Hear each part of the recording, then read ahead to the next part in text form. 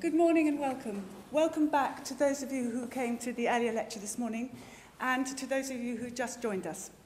Many of you are here as part of the 5th University Alumni Weekend, 21st Century Challenges, but a lot of you, we're having a parallel reunion here at Keble for our 72 to 76s, old members who've come back. 3 things on the domestic front I'd like to just mention first. In the event of a fire, the fire exits are well signposted. The green man running. For most of you, it's back up the stairs into the lobby, into the quad as you came in. But for those in the front rows, just go through the arch there, and it's well signposted the exits. Professor Darton has kindly agreed to do a question and answer session after this event, and it will. And they are filming, but the filming is only directed onto the stage for those of you who might be worried about that. The second lecture this morning is addressing a different challenge of the 21st century, the sustainability from the geoengineering perspective, and Professor Darton is his area of expertise. First, a little though of his background. He's been a professor of engineering and former head of engineering at the Department of Engineering here in Oxford, and he's a professorial fellow of Keble. Before that, he gained very much experience with a long, successful career in the oil industry, and he developed a lot of new technologies. He came to Oxford in 1991 primarily to set up a new course in chemical engineering, and this he did, changing the way the course was accredited and raising professional standards. This led to him handling the qualifications activities of the Institute of Chemical Engineering. In 2010, he was elected president of the European Federation of Chemical Engineering, which is an association of about 40 professional societies, and he's very much involved with that at the moment, as I know. In recognition of his services to engineering, he was awarded an OBE in the Queen's Birthday Honours this year. So his talk is entitled Geoengineering, Fantasy or Feasible Future. So can we give him a warm welcome?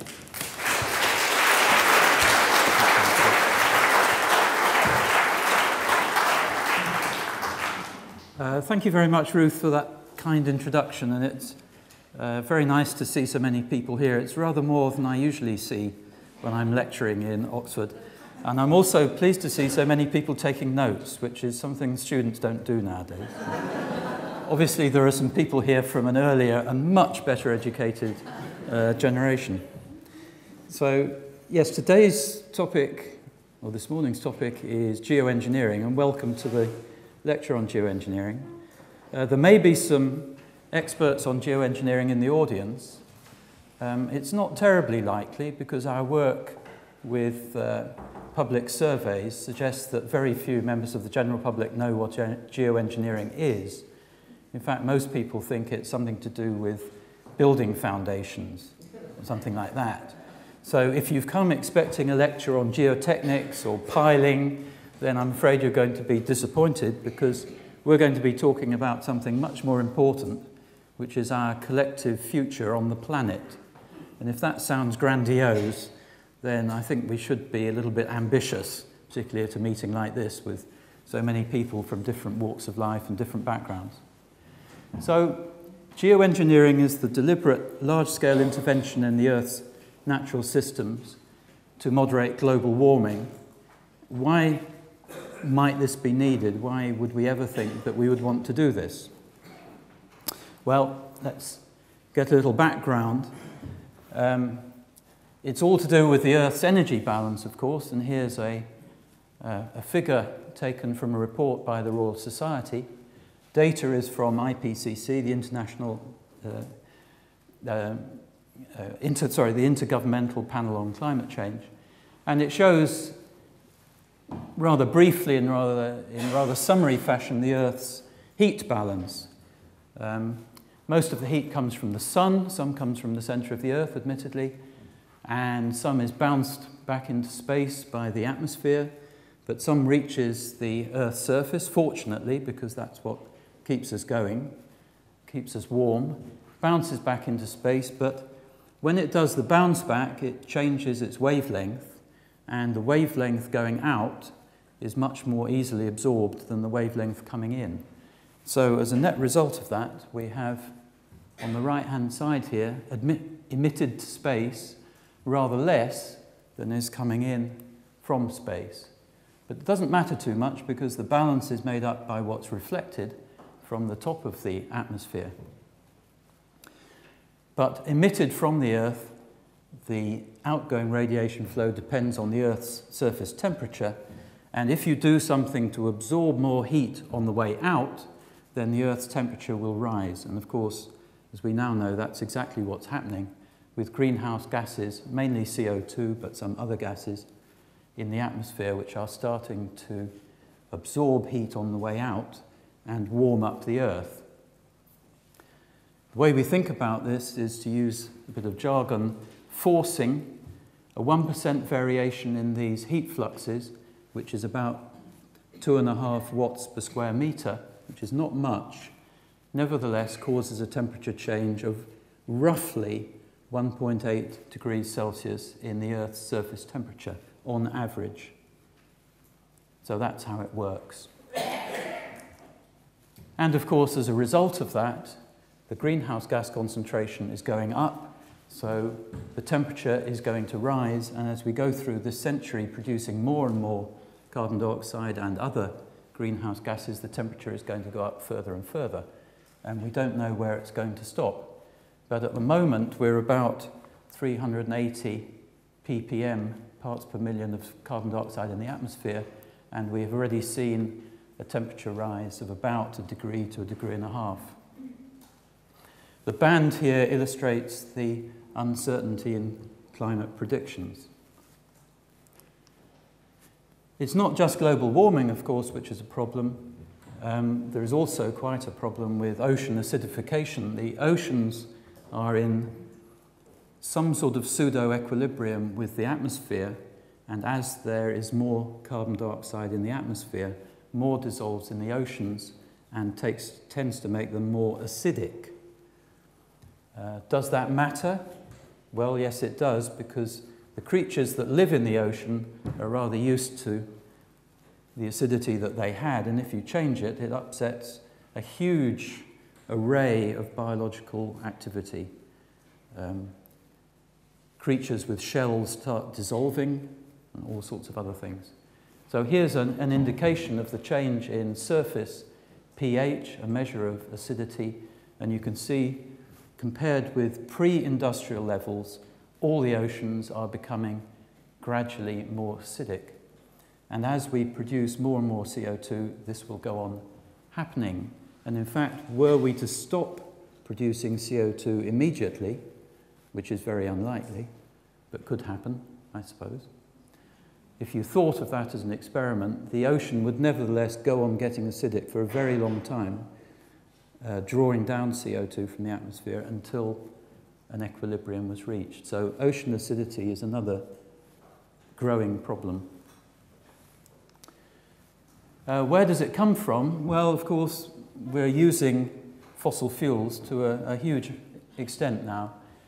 Here's some data from the United Nations about how carbon dioxide emissions are taking off. And you can see that in the last 20 years, our emission of carbon dioxide has gone up by about 50%. And this against a backdrop of growing realization that we actually need a trend in the other direction. So however you want to see this, you can describe it as a failure of political will, a failure of information, a conspiracy by scientists to alarm the world when it's not really happening, all sorts of reasonings which are outside my field of expertise, really, but anyway, these are the facts. And we're now emitting, because of the economic slowdown of the last few years, we're now emitting around about 30 billion tonnes a year of carbon dioxide. Which, when you work it out, is about 1 million tonnes every 18 minutes. So since you came into this lecture theatre, we've emitted about 1 million tonnes of carbon dioxide into the atmosphere, which were not there previously. To put that into scale, very little of this carbon dioxide is captured on the way out to the atmosphere. There are a few projects in the world. The largest is at the Sleipner field offshore in Norwegian territorial waters, which is capturing carbon dioxide from produced gas. And that is a very large engineering project, and it is capturing 1 million tonnes a year. So whilst that is a very noble effort, 1 million tonnes a year is almost literally a drop in the ocean, and that's a very big engineering project to do that. For those interested, China and America are each producing about 20% of the total. So the leadership of those two countries are extremely, the attitudes of the leaderships of China and America are extremely important in this whole business. It's actually worse than that. I'm sorry to be rather gloomy, but this is actually what's going on. And the fact is that if we stop emitting carbon dioxide, if we were to stop today, then it would take a very long time indeed for the concentration in the atmosphere to come down. Natural processes do draw carbon dioxide out of the atmosphere, as we will see later in the lecture, but they work rather slowly, whereas human beings are putting the stuff up there rather quickly. Natural processes will eventually work and draw it all down, but it will take centuries or thousands of years before that takes effect. So this is a little model which shows if we stop producing next year, what will happen? If we continue to produce carbon dioxide as currently envisaged, 2050, and then up here in 2100, which will be long after I'm not here to see, but these are the levels. So whatever we stop at, it's going to take a very long time before natural systems draw CO2 down. And that, of course, is part of the argumentation for saying geoengineering, we should look at taking carbon dioxide out of the atmosphere, because it may be that the effect on the climate is so severe that at some stage we actually want to draw CO2 down from the air that is in this lecture theatre and indeed over the whole surface of the Earth. And I'll talk a bit about how feasible that is in a minute. Now, in the face of these rather gloomy facts, of course, things are being discussed. We are thinking about what we should do about it. And the UK government has committed the UK to an 80% reduction in greenhouse gas emissions by the year 2050, which is an extremely ambitious target, a very noble goal and an example for the rest of the world. And I don't think anybody has a clue how we're going to do it. So this is an interesting exercise, but one has to say that if you don't start off with a strategy, then you're completely sunk. So you might as well think about where you'd like to be and then think about how to do it rather than just not thinking at all. So we'd better think about it. Now, this rather complicated picture was drawn up by the Royal Academy of Engineering in a splendid report that they produced just over a year ago. The reference is on the bottom here, but like all these things nowadays, you can find my slides information quite well by Googling things. Probably you can find it quicker by Googling than by actually reading out the web address. But the Royal Academy of Engineering report is on the web, and they looked at the current picture of energy demand in the UK, the demand-supply balance, and they thought about how could we get to 2050 and change things as the government has said they ought to be changed. So this is how it looks at the moment, and I'll just explain this. This is what's known as a Sankey diagram. So on the left-hand side, we have our energy supply in terms of boxes, so it's all diagrammatic. And on the right-hand side, we have our energy demand, again, in terms of blobs, boxes. And you can see that a big box on the left-hand side is fossil fuel, and that's nearly 100% of our energy supply system. Not quite, because we have a little bit of nuclear. We have a tiny little bit of intermittent renewables. That's windmills and stuff like that. And we have a little bit of burning biomass, but not very much. This box in the centre is very important because it's where you turn your fossil fuel into electricity and distribute it. So the grid is, if you like, the node, the coming together point, which is rather key in the whole energy distribution system, particularly at the moment. On the right-hand side here, these are the energy demand boxes. Transport, a big box, as you can see, and that takes, transport is almost all fossil fuel powered. Tiny amounts of electricity. HGH is high-grade heat, and that's industrial furnaces, cement production, oil refineries, people who need heat which is very hot, 600, 700 degrees Celsius, that order. Electrical appliances, that's all of us with our electric toasters and our televisions and our Xboxes and our mobile phones and the lighting in here and our computers, etc., etc. LGH is low-grade heat, and that is mainly space heating for houses, but also for industry, commerce, offices, and so on. And this is how it is at the moment. Low-grade heat, we mostly burn gas. Transport, we mostly burn, of course, oil, petrol, diesel. And the grid is mainly supplied by fossil fuel, gas, coal, mainly nowadays, mainly gas, of course. That's how it looks at the moment. What the Royal Academy did was look at a number of what they call scenarios, ways that we could change for 2050. And I don't have time to go through the whole report because I'm here to talk about geoengineering and not demand reduction. But let's have a look at one scenario.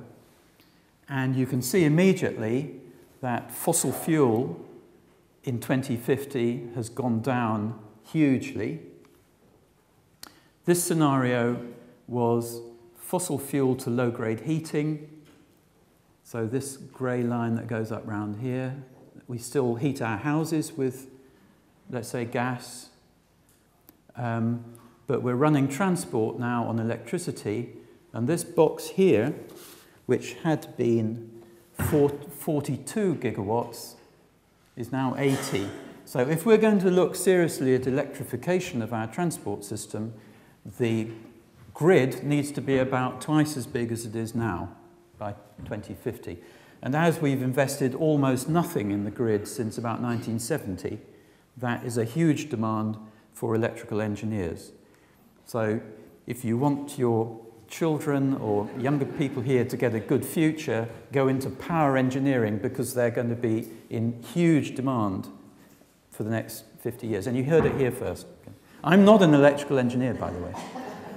I'm a chemical engineer, and there's going to be even more demand for chemical engineers. Okay.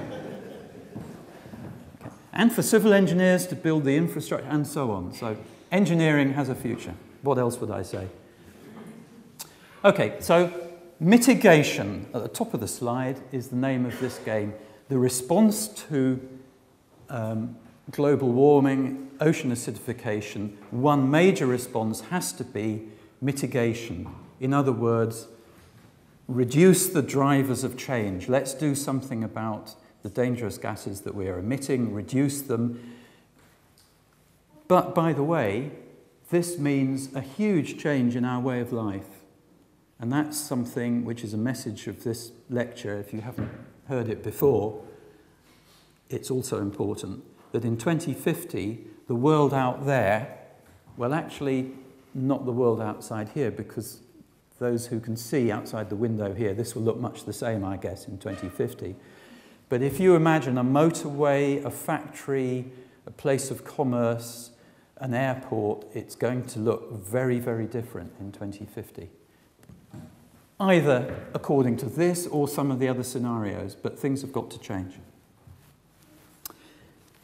The other way of thinking about the future is adaptation, so-called, in the jargon, and that means not trying to fight the change or reducing the drivers, but to adapt to what is happening.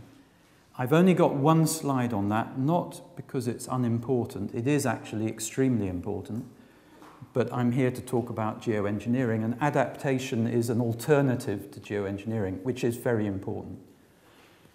So we need to prepare civil flood defences, for example, because London is going to be attacked much more frequently by flood events, and all other coastal areas, by the way. We need to adapt our water and sewage supply systems because there are going to be more frequent floods.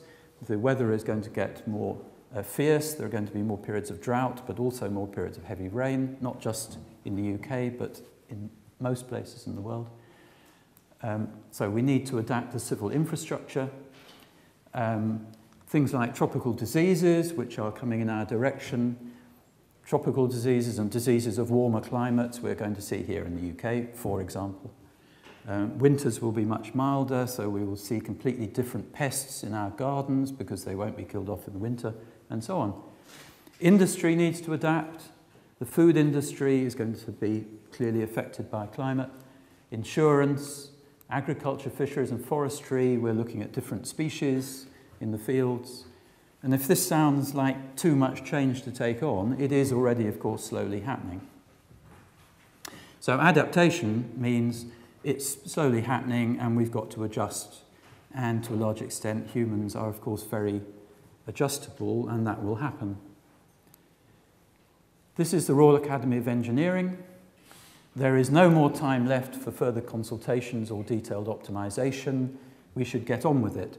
Actually, this statement was made with regard to mitigation and the Royal Academy of Engineering's scenarios for the future, but the message is still the same, that change needs to start straight away. In fact, should already have started, and the civil power is already thinking about these things, of course. So government is already thinking, but whether the population out there is thinking, I'm not at all sure. So that's another message. So where does geoengineering come into this? It's not reducing the drivers for change, it's not preparing for change, it's what you might call fighting the change. Trying to do something about those drivers, trying to do something about the changes in ocean and atmosphere to see if we can't, by those interventions, make things work better. And this little picture is from a quite recent US government Office of Accountability report, which is rather good. That's also available on the web, recently produced. And this shows, in one picture, an artist's impression of some of the geoengineering projects which have been suggested. For example, cloud brightening at sea. You could blow seawater into the air to make clouds which would reflect sunshine back into space. You'd need to have rather a lot of clouds, but you could do that. Iron fertilization. You could put fertilizers, either iron, the element iron, Fe, into the ocean where it's in short supply, or phosphorus in some places, which would cause all sorts of marine growth, sort of cultivating the oceans or parts of them as a garden. That would draw down carbon dioxide into making the plants, and eventually these plants would settle to the bottoms of the ocean, and that would have the effect of taking CO2 out of the atmosphere safely to the bottom of the ocean. It's been suggested, and it might work. Capture CO2 from the air. I'm going to say a bit more about that, but you could do that, and then you could bury the CO2 down holes in the ground. I hope it stays down there. You could perhaps do that. You could put aerosols into the stratosphere, and I'm going to talk a bit about that in a minute, again with the idea of bouncing radiation back into space. You could grow trees. In fact, we should do. In fact, the best thing to do is stop cutting down the trees that are already growing, of course. Stop deforestation, but indeed start afforestation. That takes carbon dioxide out of the atmosphere too, mainly. You could paint your roof white to reflect sunlight back. And in fact, that's probably a good idea anyway. It's been suggested you'd have to do it on a very large scale to make any difference to the climate, but it's an idea. So there are lots of schemes that have been proposed for making things better. We scientists and academics like to categorize things. We feel much more comfortable talking about categories. So we've categorized these. And there are two main types of geoengineering scheme. One is so-called solar radiation management. This is terminology from the Royal Society report on geoengineering, which is a well worthwhile to read document. So that's sending some sunlight back into space before it gets here and warms us up. And the other major class of scheme is carbon dioxide removal, which is taking greenhouse gases, carbon dioxide mainly, out of the atmosphere. So let's think about one or two SRM schemes in a bit more detail. And here's one that is actually quite far advanced in terms of description, because it was put forward by a couple of engineers, and they do tend to make suggestions that are a bit more practical, I have to say. Although you might think this is science fiction, but Stephen Salter's idea is to make some ships. You'd only need about 1,500 of them, cruising around the world's oceans in the right strategic places, blowing 1 micron-sized particles into the sky. Here's another artist's impression of a ship. And those clouds would then reflect sunlight back into space. So it's, if you like, increasing what we call the albedo, the reflectiveness of the Earth's surface. And to some extent, this does already happen, that you can see ships that are travelling around and burning fuel oil and making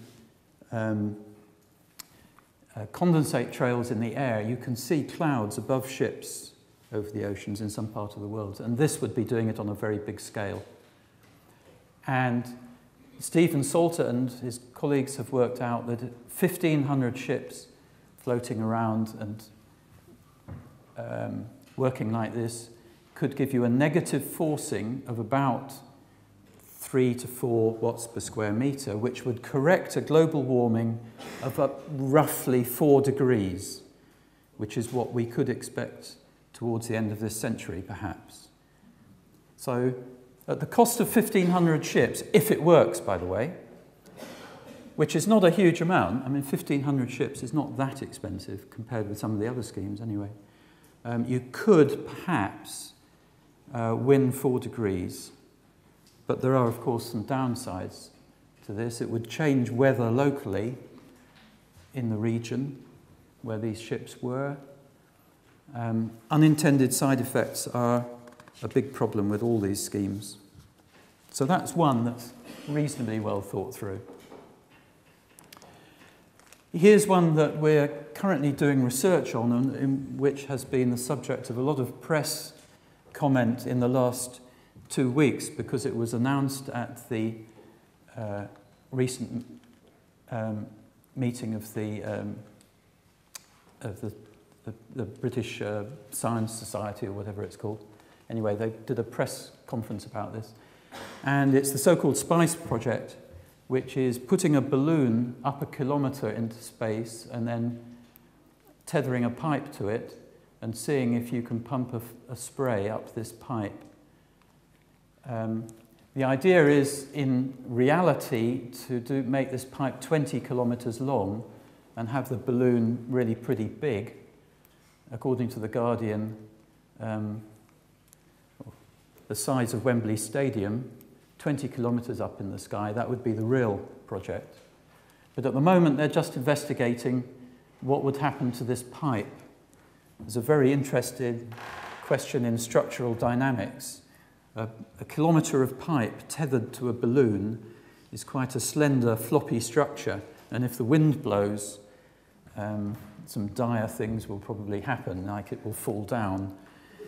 But anyway, they're having a go, led by a colleague of mine from Cambridge, to see if they can do this, and to see if they can pump, in the first instance, water up this pipe to see what happens. So, you know, it's a start. The SPICE project is funded by the UK Research Council and has elicited a wide range of comment. The Daily Mail, God bless them, produced a piece about this, and they illustrated it with a picture of a Zeppelin to show people what a balloon looks like, and a picture of Wembley Stadium to show people what Wembley Stadium looks like, thereby making it perfectly clear to the reading public exactly what this is all about. Okay. Other SRM proposals. Let's think about it. One that's been put forward by somebody is to cover about 10 million square kilometres of desert, which are available. We do have that much desert, with reflective sheeting, something like, just imagine all those growing tunnels that you see, but it's a big flat sheet, 10 million square kilometres of silver foil or something like that, reflecting radiation back into space. And the net effect of that would be about 2 watts per square metre, so that might save you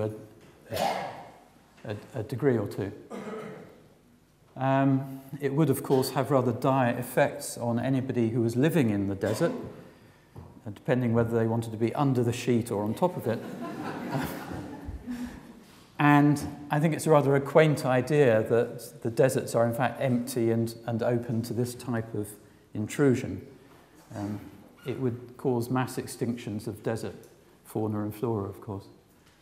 But anyway, you could do it. Another one is to put not pigs into space, but reflectors into space like mirrors, to reflect big mirrors or plenty of small mirrors. You'd need to put up a massive amount of material, and according to some sums that we've been doing recently, you'd need an organisation several hundred times the current size of NASA for the amount of launch and maintenance that you would need to do with this huge array of mirrors. But nevertheless, it's an idea. You can tell I'm not terribly keen on this one, but it's an idea. And then, of course, there's this thing about painting roads, buildings, and even planting more reflective trees. Did you know that some trees are more reflective than others? It's true. So we could select for reflective trees and plant those, and that would all help. Or we could do something to encourage snow to sit on trees for longer, because snow is much more reflective than tree is. So there's various things, but I think the message really is to say most of these ideas that are put forward are, well, pretty half-baked, I have to say.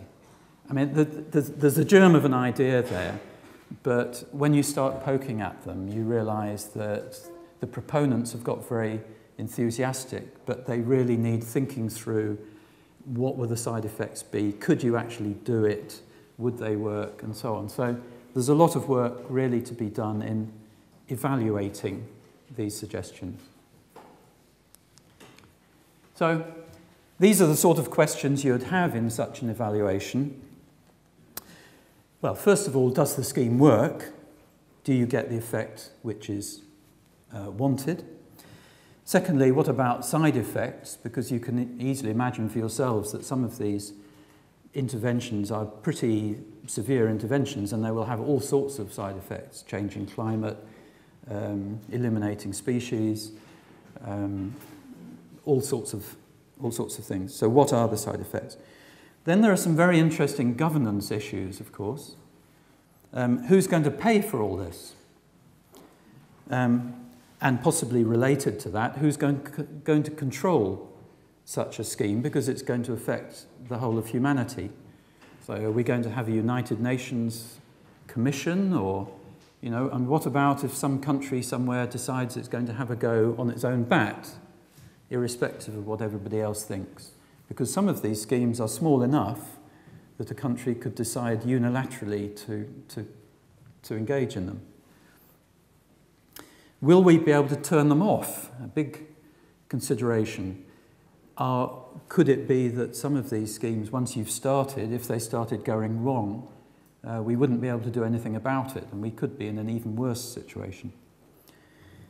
Is there a better alternative? That's a good one, because some of these schemes clearly are extremely expensive. Could we do something else with the money? Could we do something better? And then there's the whole idea of ethical and moral acceptability, and that's something we'll talk about just briefly at the end of the lecture, that some people find the whole idea of interfering deliberately with the climate quite repugnant, and they have a point. I mean, there are some quite worrying aspects to that, so we need to think about that as well. So I talked a bit about SRM, solar radiation management. I'd like to talk a bit about carbon dioxide removal, particularly with a view to these two questions. Will it work? And is there a better alternative? And the particular type of process I'm going to think about is one that uses removal schemes with liquid or solid adsorbent, which have been suggested. Now then, where is the CO2 coming from? About half of it comes from stationary sources, and there are about 8,000 of them, so not that many. About half of the world's CO2 comes from just a few 8,000 sources, and we know where they are. They are power stations, cement factories, oil refineries, big plant. The sorts of things that chemical engineers design and operate, I have to say. And we know where they are. So one thing we could do, of course, is to remove CO2 at source in the parts of the world where we produce a lot of it, which is Europe, North America, China, Japan, and minor amounts in South Africa and a little bit in Australia, but the big blocks are where it really comes from: China, Europe, and North America.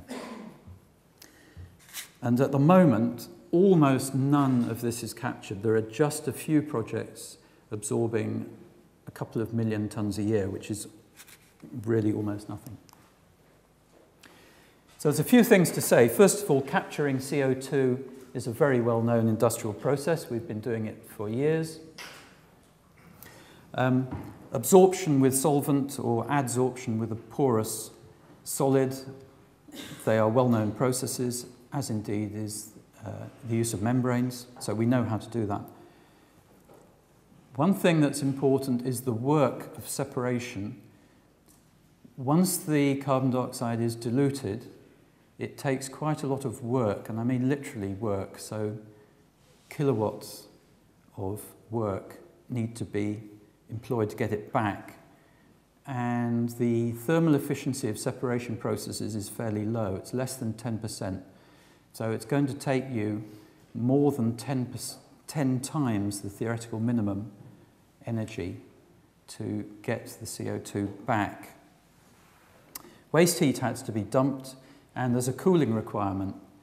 In fact, conventional processes, to remove a tonne of CO2, you need about 80 tonnes of water. So if we apply this on a big scale, there's going to be a huge water demand. Some consumption of chemicals, and you need then eventually to put the CO2 down the hole in the ground, because you can't just let it go again, because that would be quite pointless, of course. Oh, there's people who haven't thought of that. Oh, yes. Oh, yes.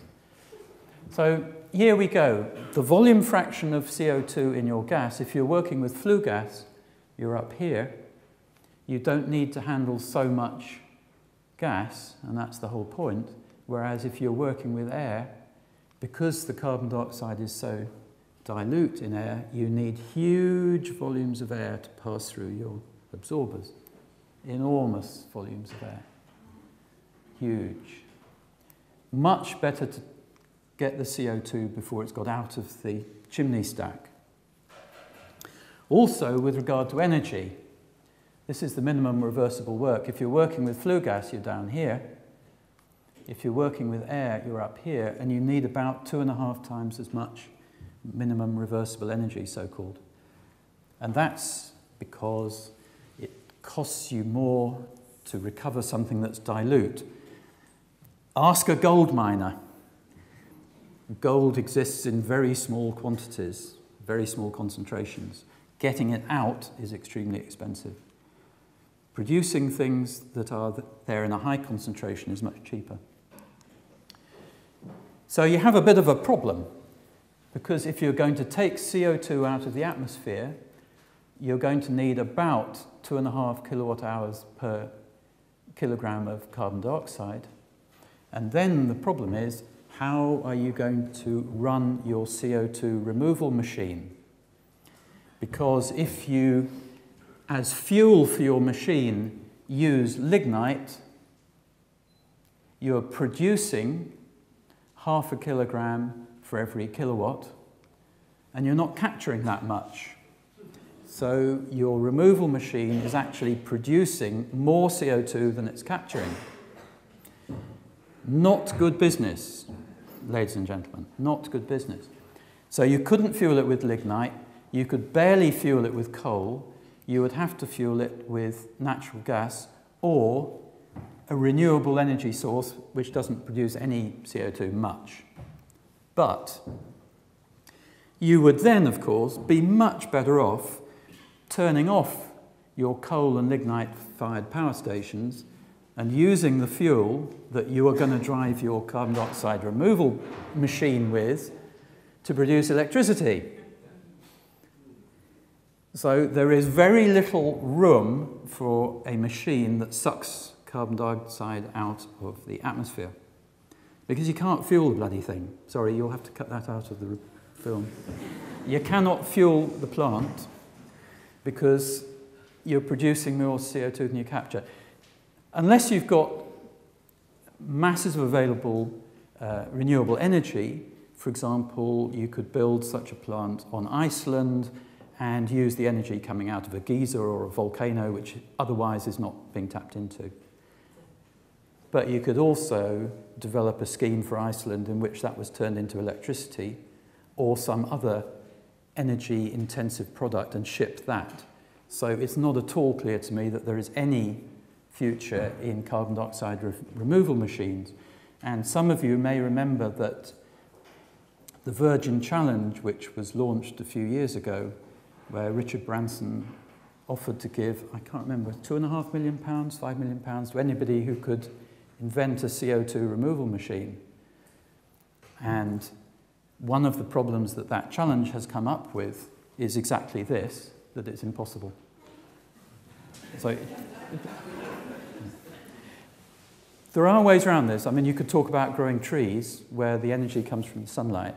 So there are ways of getting CO2 out of the air, but not using a chemical process. But not everybody agrees with that. So there are some interesting arguments going on. Other CDR proposals, which I'm not going to spend so much time on, but which you can read a lot about on the web, for example, and which have been discussed a lot in newspapers and so on. Ocean fertilization to grow marine biota, which draws CO2 out of the atmosphere. There have been some experiments done on this, not with any definite result, I have to say, but it's thought that a widespread use of this technique could capture about 3 gigatons of carbon dioxide a year, which is about 10% of what we produce. Growing more trees, which appeals to me because it seems a rather harmless way of going about trying to help the situation. Trouble is, you'd need an awful lot of them. We currently plant about 5 million hectares a year and cut down about the same amount. If we planted 50 million hectares a year, it's thought that we may be able to capture about 3 gigatons a year of CO2, so that's another 10%, roughly. A nice side effect of that would be that we would need to recruit about 100 million forestry workers over the whole globe, and that seems to me rather nice. Forestry workers, you have a sort of mental image of these people wearing brown clothes and a hat with a feather in it, and this is probably completely inaccurate. I don't know if anybody here is from the forestry business, but it just seems to me a nice occupation for all those people who are not going to be able to work in oil and gas anymore, because we've done away with them. Biochar is another possibility, taking wood or biomass, pyrolyzing it, that's just turning it into carbon, and then burying it in a hole in the ground, or spreading it on agricultural ground. Also a nice idea. The amount of CO2 it would capture would, of course, depend on the scale. The problem with all these agricultural solutions is that in order to make any real contribution, you need a huge amount of agricultural land, and you would be competing with other crops, those that we need to feed ourselves. So this is always a problem also with things like biodiesel, by the way, that the amount of land you need is so huge that it's only a tiny contribution that you can make. But biochar is much discussed, and in terms of a few million tons a year, it's a nice solution. But whether you could do it on enough, big enough scale is rather unclear. Enhanced weathering is a project that we're working on here in Oxford, and I'd like to say a little bit more in detail about that, and that's on the next slide. You remember I showed you early on that carbon dioxide is drawn naturally out of the atmosphere, and this is for a number of reasons, but an important one is that CO2 reacts with rather a wide range of rocks types, in particular silicate rocks and basalts, which have a large fraction of alkaline components in them, up to 20% by weight in the basalt.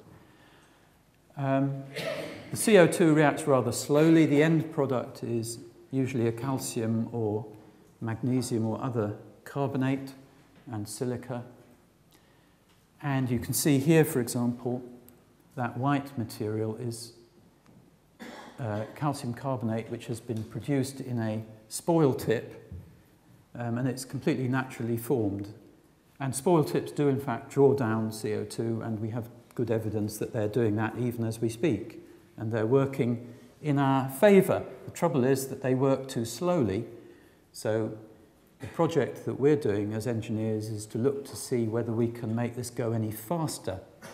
And a number of groups around the world are working on what's called enhanced weathering, making this weathering process go 100 times, 1,000 times as fast, and thereby drawing down CO2. And it seems to have some potential. One nice aspect of this is that there is quite a lot of waste material around, coal ash, fly ash, the residues from the cement making industry and so on. And these could be put to work and possibly draw down a gigaton a year, something like that. But once again, as with SRM processes, we really do not know enough about how these schemes would work, particularly on the large scale that you would need to make an effect. It's really the scale. These things would have to be done on a very big scale. One of my colleagues, who's I think not here today, has developed a scheme for a silicate reaction, and it involves digging up quite a lot of South Australia, grinding it to a rather small size, and throwing it in the sea in a controlled manner. Are there any Australians here? on paper, and it all looks absolutely fine. What the people of South Australia would say, I'm not sure. But these things need to be checked. There may be some mileage in enhanced weathering, and that's something that needs looking into. So I'm winding towards the end now. The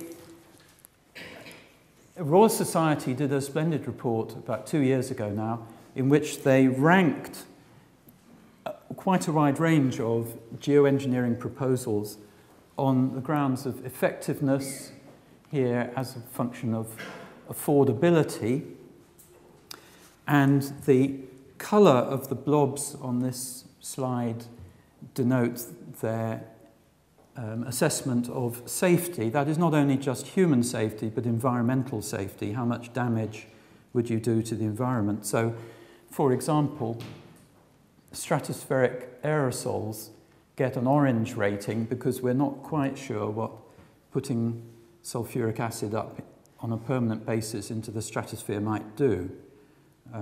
It might give us global cooling, which is what we want, but it might give us various other unpleasant side effects. So, and also covering the desert with aluminium foil doesn't look like a good idea. What we want, of course, is a large green blob up here, which is very affordable, very safe, and highly effective. And, well, you can see that there isn't one. Of course, if there was, we'd be doing it probably. Some of these other things, BECCS is nothing to do with a well-known footballer. That is biomass energy and carbon storage. So that's using biomass to produce energy and then storing the carboniferous part of it, of the waste. CO2 air capture, I personally think the Royal Society rated far too highly. I've exposed my prejudices already. I'm very much against that. The Royal Society thought it seemed like a good idea. I don't. But, 2 years have passed, and I think now some of these things are seen in a slightly different light. But it was a very good attempt, and it did open up the public debate, which was great. So I'm part of a so-called IAGP project, the Integrated Assessment of Geoengineering Proposals, which is looking at these proposals from an engineering point of view, but also in terms of climate modelling and ocean modelling, and also taking a sounding with public. We have quite a large activity here in terms of public outreach, of sounding out what people think about these issues in terms of governance and so on. And the idea is to come up with something which is hopefully much better than this, in terms of being better resourced, better engineered, better quantified, and with a public outreach which Royal Society didn't have time to do. There are a number of arguments made against geoengineering. It's misallocating resources. We can find something better to do with the money.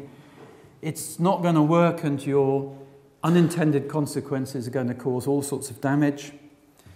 Hubris, which I understand is Greek, which means arrogance, I understand, and one has to say that one does encounter colleagues who are sometimes a bit too wedded to their own particular ideas. Global warming and ocean acidification are complex issues and perhaps not susceptible of a simple technological solution. Vested interests, there are some very murky comments around and some